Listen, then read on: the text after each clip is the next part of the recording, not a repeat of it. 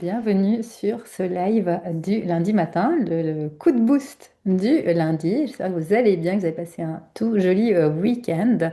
Alors aujourd'hui, j'ai choisi de parler du positionnement, de pourquoi le manque de clarté, ton manque de clarté peut te coûter cher en tant que coach ou thérapeute.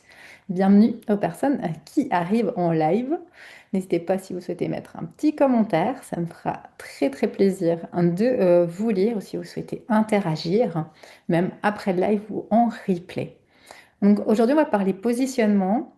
Hier, j'étais partie ce week-end en séjour, en stage avec une amie thérapeute et je lui disais, j'aimerais trouver une idée pour mon live de demain.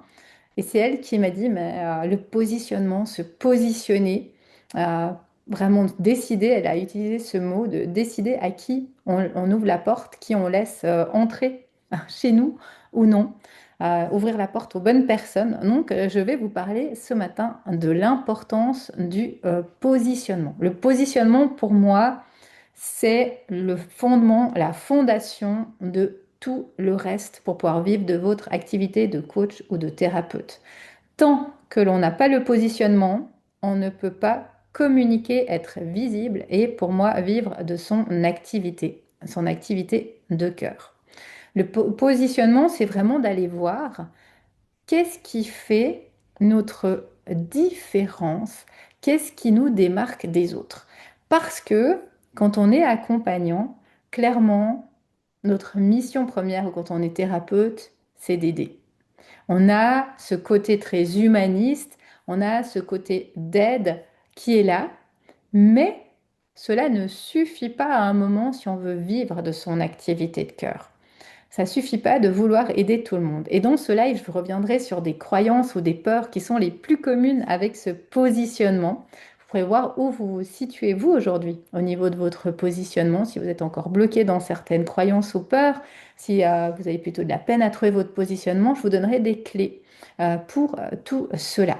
De se dire que oui, j'ai de belles compétences. Oui, j'ai des outils pour aider plein de gens autour de moi. Et des fois, ça peut même être un côté un peu frustrant de se dire, j'ai des clés, des outils. Je pourrais aider des gens à changer leur vie avec la problématique qu'ils ont, mais il n'y a personne qui vient, ou il y a peu de monde qui vient. Donc vraiment, de pouvoir aller travailler sur son positionnement, ça va vous permettre d'avoir plus de monde qui vont venir dans votre univers. Parce que c'est pas le tout de vouloir aider tout le monde, mais à un moment, on doit aussi pouvoir s'aider soi, pouvoir vivre de son activité soi, si on veut en vivre, hein, si on veut, si c'est un à côté, il y a des personnes que j'ai rencontrées qui pour eux, elles, leur activité de thérapeute était un à côté, donc il n'y avait pas ce besoin d'en vivre, donc il n'y avait pas forcément ce besoin de visibilité ou de communiquer, hein, et vraiment d'arriver petit à petit à se démarquer. Parce que se positionner, ça va vraiment permettre de poser un cadre, de poser une structure, de communiquer au bon endroit, aux bonnes personnes et de vous démarquer dans le secteur du bien-être ou de l'accompagnement. Et le positionnement n'enlève rien à votre sensibilité, n'enlève rien à votre professionnalisme. Au contraire, pour moi, va vraiment vous permettre d'aller mettre votre énergie aux bons endroits et d'amplifier encore plus votre professionnalisme. Moi, je pense toujours à cette image du chirurgien cardiaque. C'est vraiment l'image qui me vient.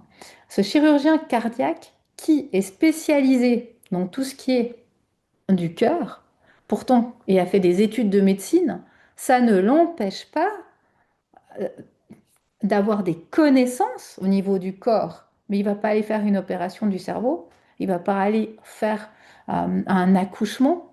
Donc vraiment, c'est d'aller voir votre spécialisation et de pouvoir communiquer autour de cela. Et c'est ça qui va vous démarquer. Et c'est ça qui va faire votre force dans votre secteur.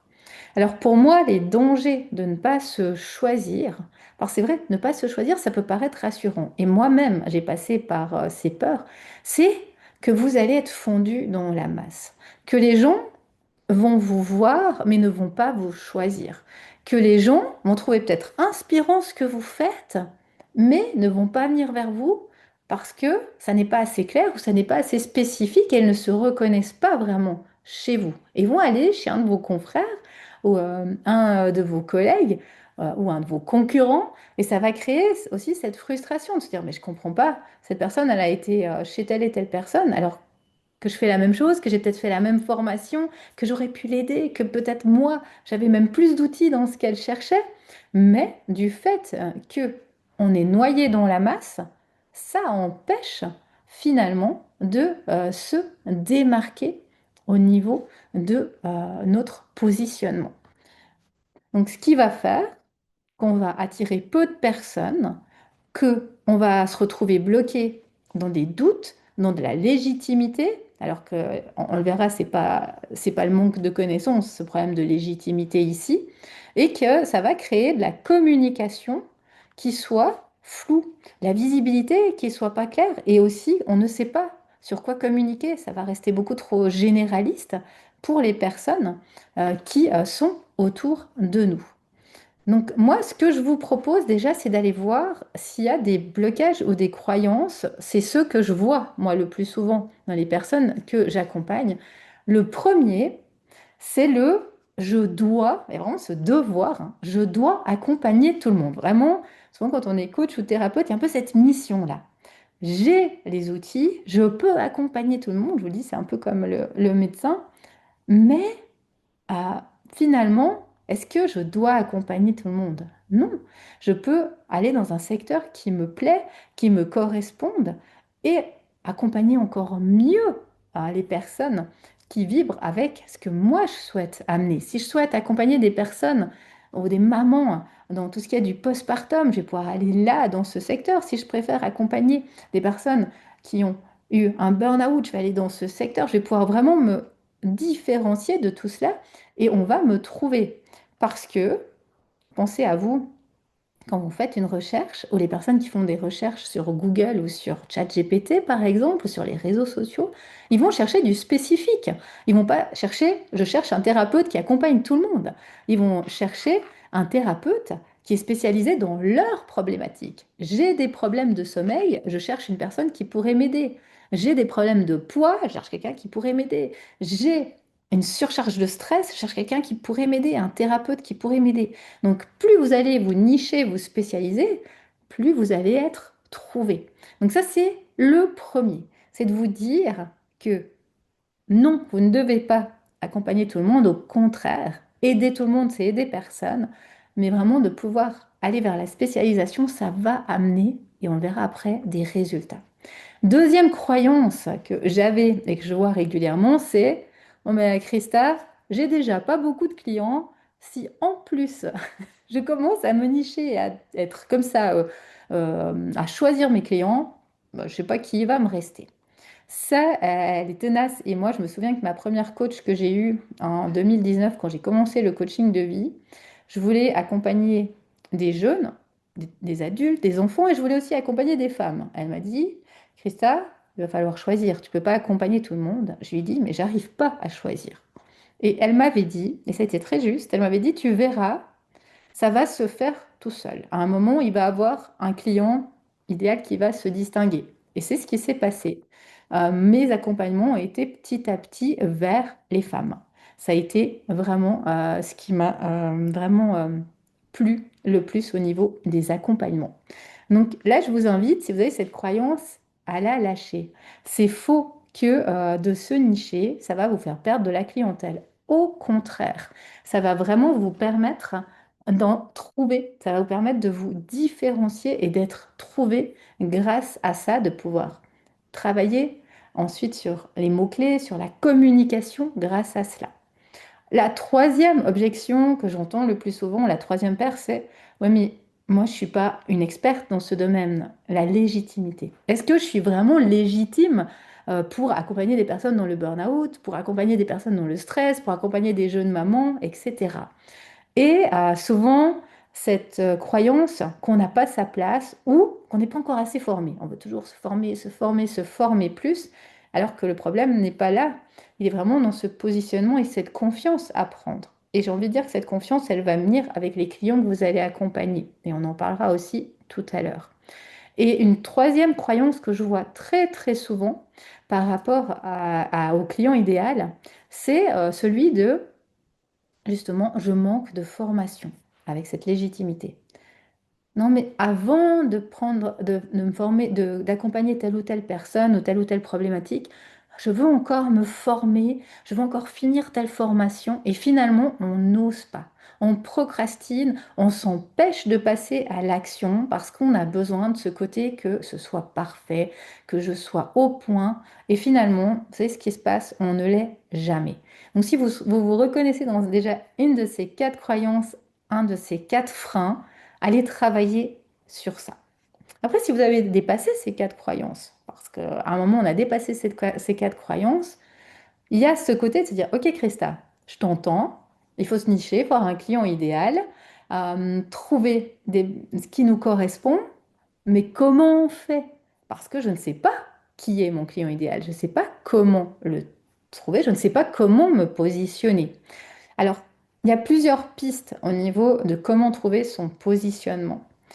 La première, c'est de regarder déjà son histoire, parce que souvent on est notre client idéal avant qu'on ait travaillé sur nous. Comment vous êtes arrivé, vous, à un moment à faire ce que vous faites en tant que thérapeute? Donc là, vous allez travailler sur votre histoire. Allez observer qui sont les clients que vous avez du plaisir à accompagner, qui sont les clients quand ils viennent, vous dites, ouais, ouais, mais si tous mes clients étaient comme ce client, mais ce serait tellement génial mon travail, et de pouvoir voir pourquoi ce client-là, vous aimez l'accompagner. Qu'est-ce qu'il y a dans sa façon d'être, dans sa problématique, dans son comportement, dans ses valeurs qui fassent que vous vous sentez attiré par elle ou lui. Ça va vous donner des pistes. Et puis à un moment, vous allez voir que vos clients, souvent, clients de cœur, ils ont des points communs avec vous et de points communs entre eux. Et vous allez pouvoir faire ces liens. Ça peut être des points communs au niveau de leurs problématiques, ça peut être des points communs au niveau de leur caractère, de leurs valeurs, de leur histoire. Et petit à petit, vous allez le voir, comme avait dit ma coach à l'époque, ça se fait assez naturellement. Pour moi, à un moment, en 2022, quand je me suis dit, il faut que je retravaille mon client idéal, il faut que je voie vraiment qui je vais accompagner, c'est un peu flou mon positionnement. Ça s'est fait assez naturellement. Ce sont des coachs et des thérapeutes qui sont venus vers moi. Quand j'ai fait un peu le bilan de mon entreprise, je me suis rendu compte en 2022 que depuis février, toutes les personnes qui étaient venues étaient à 80-90% des coachs et des thérapeutes qui me demandait, est-ce que tu peux m'aider à travailler sur moi? Est-ce que tu peux m'aider à voir qu'est-ce qui bloque? Pourquoi je n'arrive pas à vivre de mon activité? Pourquoi je n'ai pas plus de clients? Est-ce que tu peux me dire comment toi tu as fait pour arriver à vivre de ton activité, pour avoir cette clientèle? Et en fait, c'est en partant de ce qui était autour de moi que je me suis dit, mais ouais, je vais faire ça. Je vais accompagner des coachs et des thérapeutes à vivre de leur activité. C'est les clients que j'ai, c'est ce qu'ils viennent me demander, je les fais moi, je vais leur enseigner ça. Deuxièmement, une deuxième porte d'entrée qui peut être intéressante pour vous, c'est d'aller voir une problématique principale qui vous attire. Vous dire, bah, moi, j'aime amener les jeunes mamans à tout ce qui est l'éducation bienveillante, j'ai envie d'avoir ces outils, j'ai envie de faire des ateliers et d'aller vers ce qui vous épanouit. Si vous êtes plus attiré par la reconversion professionnelle, d'aller vers cette problématique. Si vous êtes attiré par je sais pas, la perte de poids, la nutrition, le bien-être, allez vers cela. Et vous allez voir que petit à petit, vous allez trouver votre patte, vous allez trouver votre couleur avec tout ça. Et ça va attirer du monde. Et puis, c'est également d'aller voir comment se positionner au niveau de comment vous voulez accompagner. Quelle est votre façon d'accompagner? Il y a des personnes qui aiment accompagner des grands groupes, qui aiment parler dans des grandes assistances, des personnes qui aiment accompagner dans le fermé, dans l'intimité. Il y a des personnes qui aiment travailler avec des médecins, des professionnels, des personnes qui aiment travailler avec des institutions. Donc vraiment, plus vous allez vous connaître, plus vous allez observer votre façon de faire, plus vous sentez où vous vous êtes éclaté, vous avez vraiment du plaisir à être, à faire, avec qui vous avez du plaisir à être, à faire, plus vous allez pouvoir trouver votre propre rythme et votre propre positionnement. Donc c'est vraiment en vous connaissant et en observant. Et souvent, tout est là autour de nous. On a l'envie d'avoir une clé, mais c'est là. Après, ben, bien sûr, vous pouvez prendre une personne pour vous aider. Comme je le fais moi avec les personnes que j'accompagne, j'aide, ou j'ai cette facilité, moi, dans mes accompagnements, à trouver où sont les points des clients idéaux, des zones de génie, du positionnement. C'est ma spécialisation, tout ce qui est structure, positionnement, offre, signature. Et le fait de vous positionner va amener d'incroyables résultats. Premièrement, au niveau de vos clients.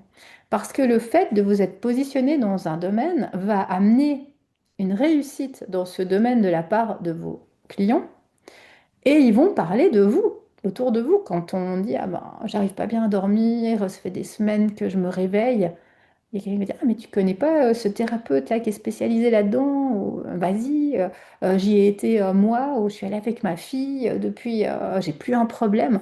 Ce bouche à oreille là, il va se faire parce que vous allez être spécialisé dans un domaine. Donc vous allez avoir comme ça une réputation qui va naître euh, grâce à votre positionnement. Vous allez pouvoir vous démarquer, vous allez avoir aussi beaucoup plus de légitimité au niveau de vos tarifs, au niveau de votre communication, au niveau de tout ce qui est de preuves sociales, de témoignages que vous allez pouvoir récolter. Et vraiment, ce sera beaucoup plus facile pour vous trouver sur les moteurs de recherche et pour avoir de la clientèle. L'autre avantage, c'est que vous allez aussi avoir des clients qui sont plus engagés parce que ils viennent pour un problème très spécifique vers vous, ils connaissent votre réputation, ils connaissent les résultats que certains de vos clients ont déjà eus et ils vont être engagés dans ce processus, dans cette envie de problématique qui doit se résoudre. Vous allez être beaucoup plus juste, plus à propos, vous allez pouvoir affiner votre offre justement et vraiment amener des clés très très concrètes à ces personnes-là. C'est ça qui est intéressant. Au niveau de la communication, ça va être aussi beaucoup plus fluide et facile. Parce qu'on quand on vous demandera de vous présenter, de pitcher, quand vous allez réseauter, quand vous allez créer des posts sur les réseaux, quand vous allez travailler sur votre site, sur vos offres, votre positionnement va être très clair. J'accompagne tel type de personnes qui ont telle problématique, j'ai tels outils, telle méthode. Ok, c'est hyper fluide.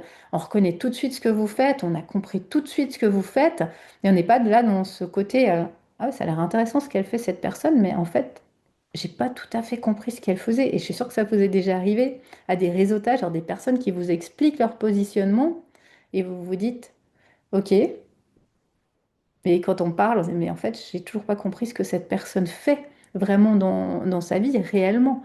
Donc vraiment, vous allez pouvoir être très très à propos dans votre communication et dans votre visibilité. Et ça va beaucoup vous aider également pour aller trouver de la clientèle. Parce que si je m'adresse à des jeunes mamans en postpartum, je ne vais pas communiquer de la même manière et je ne vais pas aller dans les mêmes endroits de réseautage que si je m'adresse à des médecins pour des soins post-opératoires. On est tout à fait dans une clientèle différente, dans une communication différente, dans une stratégie de communication différente. On ne va pas créer les mêmes contenus, on ne va pas créer la même façon de faire, on ne va pas aller connecter la même chose avec ce client idéal. Donc plus vous connaissez votre client idéal, plus vous vous êtes positionné, plus ça va être facile de trouver une stratégie de communication qui va être à votre image. Donc voilà les avantages de se positionner et qui vont vous permettre petit à petit de prendre de la légitimité, de prendre de la confiance, d'avoir une visibilité qui soit alignée, d'être reconnu dans certains domaines spécifiques, d'être trouvé dans les moteurs de recherche et petit à petit d'avoir de plus en plus de clientèle, de preuves sociales pour vivre de votre activité. Donc là, moi, je vous invite à faire un peu le bilan. Où j'en suis, moi, aujourd'hui, de mon positionnement? Est-ce que j'ai un positionnement clair? Est-ce que j'ai de la clarté là-dedans? Ou est-ce que j'ai encore des freins, des blocages, des problématiques qui me manquent? Et si vous sentez que votre positionnement, il est encore fragile, vous pouvez rejoindre l'immersion Alma. On va aller travailler là-dessus durant 3 lundis à midi 12 à 12h12. J'aime bien cet horaire. Je vais vous offrir des clés de visibilité, des clés de communication tirées de mon programme Alma, tirées de mon mastermind Alma, où j'ai déjà accompagné bientôt une centaine de professionnels à aller travailler sur leur positionnement. Et vous allez pouvoir avoir des clés très très concrètes pour pouvoir travailler sur votre positionnement. Le premier jour, on va travailler sur tout ce qui vous démarque, vos talents, vos différences. Le deuxième jour, on va aller travailler sur votre client de cœur. Comment communiquer? Tout ce qui est communication du client de cœur. Et le troisième jour, on va aller créer votre stratégie. Une fois qu'on a créé les premiers paliers, on va aller voir quelle est cette stratégie que vous pouvez mettre en place aujourd'hui au niveau de votre visibilité, une fois que vous connaissez vos talents et votre client de cœur. De par ces 3 jours, vous allez pouvoir repartir avec des clés très très concrètes. Si vous avez déjà fait des défis ou des challenges avec moi, vous le savez, qui vont vous permettre vraiment de vous positionner avec clarté dans votre domaine. Vous avez des e-books, vous avez un groupe WhatsApp où je serai là, on a même, vous pouvez déjà rentrer maintenant, vous avez le lien sous cette vidéo, sous ce contenu, et je serai là durant ces 3 jours pour vous donner des retours également sur ce groupe WhatsApp. Vous aurez la chance d'avoir mes retours durant ces 3 jours de challenge, d'immersion Alma. Tout ça pour vous montrer à quoi ressemble mon immersion Alma, à quoi ressemble de l'intérieur ce que moi je propose depuis maintenant 2022 à ma clientèle, comment j'ai permis à des coachs et des thérapeutes de vivre de leur activité depuis 2022, de se positionner, d'avoir une posture et un positionnement clair pour se rendre visible et communiquer. Alors retrouvez-moi du 27 au 29 janvier, vous avez tous les liens ici, et allez travailler sur votre positionnement. C'est le fondement, la fondation de tout le reste de votre réussite. Je vous souhaite une toute belle journée et je vous dis à bientôt ici ou dans l'immersion.